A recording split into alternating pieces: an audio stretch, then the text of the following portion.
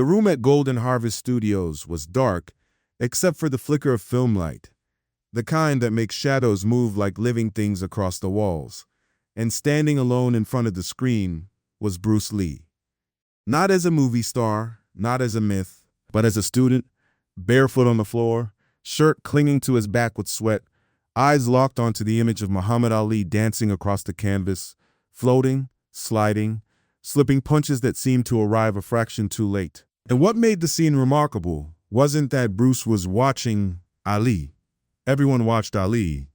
It was how he was watching him, frame by frame, rewind after rewind, studying the rhythm of the shoulders, the angle of the hips, the way Ali's feet never settled long enough to be owned by the ground. And beside the projector, Bruce had placed a tall mirror, not to admire himself, but to erase himself, because as the film rolled, Bruce moved with it, shadowboxing in perfect sync, placing his own body where Ali's body had been a moment earlier, stepping into Ali's timing as if he were trying to borrow the champion's nervous system for a few seconds at a time. This wasn't fantasy, and it wasn't arrogance, it was analysis at the highest level, the kind that strips admiration down to mechanics, because Bruce didn't worship Ali from a distance. He respected him close enough to test ideas against reality, and as he mirrored Ali's footwork, Bruce muttered observations under his breath, notes about range, recovery, the way Ali reset after throwing combinations, how he never stayed still long enough to be solved. And a few crew members watched quietly from the back of the room, initially amused, then increasingly silent, because it became clear they weren't watching a man pretending to be a boxer. They were watching a martial artist trying to understand the limits of his own system. At some point, someone made the mistake people always make when two legends occupy the same conversation. They asked the question everyone thinks but few consider carefully: who would win, Bruce Lee or Muhammad Ali? And it started casually, half joking, the way arguments start when ego wants entertainment. And a crew tossed opinions back and forth, some saying Bruce was too fast, others saying Ali was too big. And Bruce kept moving as they talked, slipping imaginary punches, countering shadows, breathing steadily, not engaging, because he was still inside the work, still wearing Ali's timing like borrowed clothes. Then someone asked him directly, turning the question into a challenge without meaning to, and Bruce stopped moving.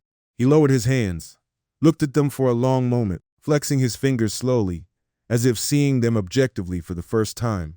And then he raised one hand slightly and said something that cut through the room harder than any boast ever could. "Look at my hand," he said calmly, almost gently. "That's a little Chinese hand." And the room went quiet because nobody expected humility where myth usually lives. And Bruce continued without bitterness, without drama, just truth. "He'd kill me." And he didn't say it like surrender. He said it like a scientist stating the outcome of an experiment that had already been run 1,000 times in his head. What made the admission powerful wasn't the words themselves, it was the reasoning behind them. Because Bruce wasn't dismissing his own skill, he was acknowledging Ali's reality, the size difference, the reach, the weight, the experience of fighting the best heavyweights on the planet under unforgiving rules. And Bruce respected rule sets, because he understood that context shapes outcomes. And at 5'7" and around 143 pounds, Bruce knew exactly what physics allowed and what it punished. He didn't romanticize the idea of a no-rules fight. He didn't hide behind hypotheticals. He understood that Ali's speed, power, and durability weren't abstractions.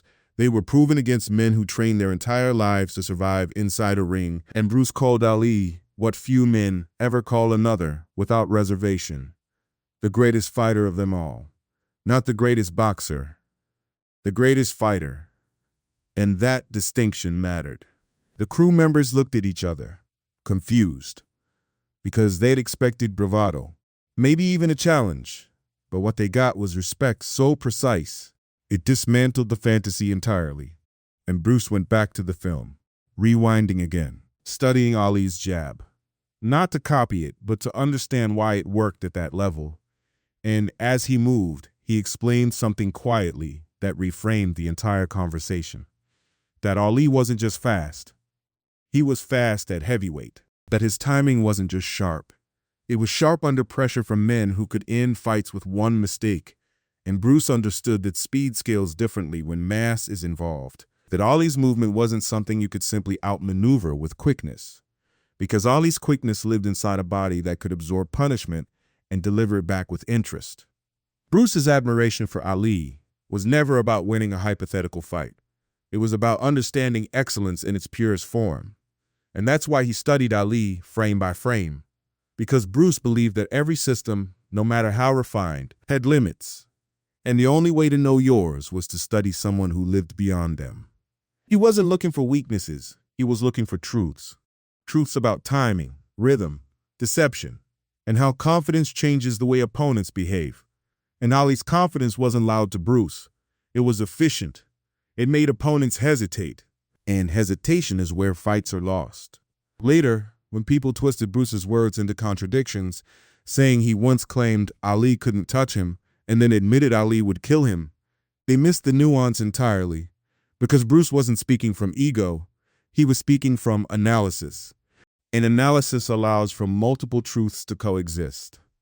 Bruce understood that in a street scenario, unpredictability changes variables, but he also understood that Ali's domain, the ring, with gloves, rounds, and space, was an environment Ali had mastered to a degree few humans ever had, and Bruce respected mastery wherever it appeared, even when it dwarfed his own. That night at Golden Harvest wasn't about fantasy matchups. It was about humility, the kind that comes not from insecurity, but from clarity. And Bruce's clarity came from knowing exactly who he was and who Ali was, without needing to inflate or diminish either. He didn't need to win the argument because he wasn't arguing, he was learning. And that's why the image of Bruce Lee shadowboxing in front of a mirror, fighting in Muhammad Ali's shoes, remains one of the most revealing moments of his life. Not because it shows rivalry, but because it shows reverence disciplined by intelligence. Bruce Lee didn't train to fight Muhammad Ali because he thought he could beat him. He trained because Ali represented the outer edge of human performance in combat. And it takes a rare kind of strength to look at greatness, study it closely, and say honestly, without ego or excuse, "That is beyond me." After he said those words, the room didn't rush to fill the silence the way people usually do when a legend dismantles his own myth, because everyone there felt the weight of what had just been admitted. Not weakness, not fear, but accuracy. And Bruce valued accuracy more than applause. He went back to the mirror without ceremony, rolling his shoulders once, resetting his stance, and the film resumed its flicker, Ali gliding again across the screen. And Bruce stepped back into motion as if nothing had interrupted him, as if humility itself were simply another phase of training. What mattered to him wasn't how the conversation ended, it was what the footage still had to teach him. And he watched Ali's jab again, noticing how it wasn't thrown to land as much as to command space, how it forced reactions that Ali had already planned for. And Bruce mirrored it, not copying the punch, but tracing the intention behind it. One of the crew members asked why he kept studying someone he believed would beat him so decisively. And Bruce answered without looking away from the screen, saying that the purpose of study isn't to comfort yourself, it's to confront reality. And reality doesn't shrink to protect your ego. He explained that Ali's greatness wasn't just physical, it was strategic. That Ali controlled tempo the way musicians control rhythm, speeding opponents up when they wanted to slow down, slowing them when they wanted to explode.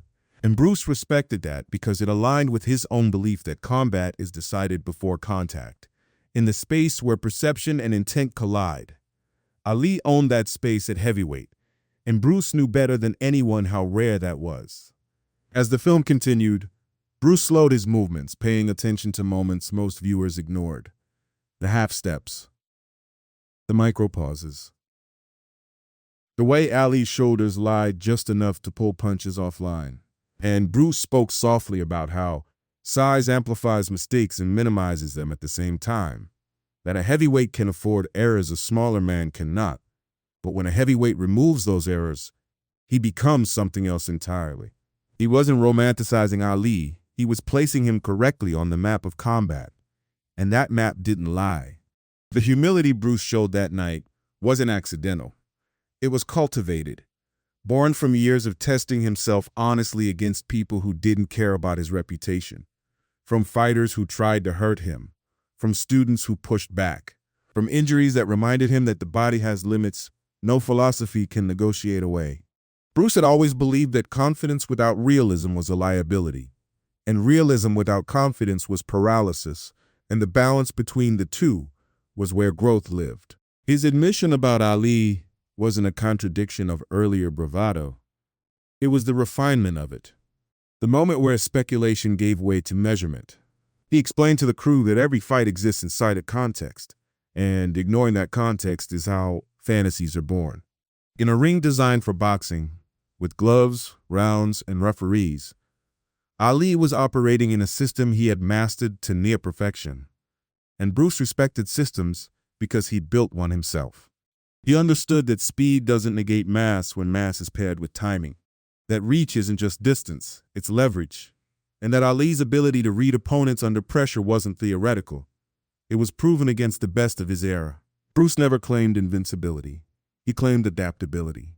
And adaptability still bows to physics when variables stack high enough. As the night wore on, Bruce's movements became less about imitation and more about integration, blending insights from Ali's footwork into his own understanding of interception and distance, not to prepare for a fantasy bout, but to sharpen his own system. He spoke about how Ali's style validated his belief in mobility, in not planting yourself where danger could find you, and how studying Ali helped him see where his own ideas aligned with reality and where they needed adjustment. That's why Bruce studied beyond his discipline, because he believed truth leaves footprints across systems, and the same principles echo whether you're throwing a jab or a straight lead. When someone asked if he ever felt disappointed admitting he'd lose, Bruce finally stopped moving again and smiled. A small, genuine smile that carried no bitterness. And he said, disappointment comes from expectations, and he had none about imaginary fights. What excited him was understanding. And Ali was a masterclass in understanding at the highest level of combat sport. Bruce didn't need to beat Ali to validate himself, because validation built on comparison is fragile, and Bruce preferred foundations that didn't crack under scrutiny. In the years that followed, people would pull that quote out of context, using it to argue against Bruce's abilities or to elevate Ali beyond criticism. But those arguments missed the deeper truth entirely. Bruce wasn't diminishing himself, he was honoring excellence. And honoring excellence requires precision, not flattery. He recognized Ali as the greatest fighter of his time, not because Ali was unbeatable in all scenarios, but because within his domain, Ali represented the highest synthesis of skill, intelligence, and courage. And Bruce believed that greatness should be named clearly, without insecurity. What makes that moment at Golden Harvest so revealing isn't the admission itself, it's what Bruce did with it. He didn't stop training, didn't soften his ambitions, didn't retreat into philosophy. He kept refining, kept questioning, kept stripping away illusion wherever he found it, including in himself. He believed that the real enemy of growth isn't defeat, it's self-deception. And self-deception often hides behind bravado. By admitting Ali's advantage, Bruce removed one more blind spot from his own vision. There's a temptation to turn legends into absolutes, to make them larger than life so we don't have to measure ourselves honestly. But Bruce refused that temptation, even when it could have benefited his image. He chose clarity over comfort, analysis over mythology, and that choice is why his words still resonate, because they weren't designed to impress, they were designed to be true.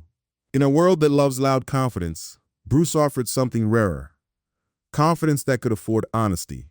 That night didn't produce a challenge, didn't produce headlines, didn't produce a rivalry, but it produced insight, and insight was Bruce's real currency. He understood that learning from someone greater than you in a specific domain isn't submission, it's intelligence, and that acknowledging limits doesn't weaken you, it sharpens you. Bruce Lee trained in Muhammad Ali's shadow not to escape it, but to understand its shape, and in doing so he demonstrated a level of humility that only the truly formidable possess. Because the strongest minds aren't the ones that claim they can beat anyone. They're the ones that know exactly where they stand and why.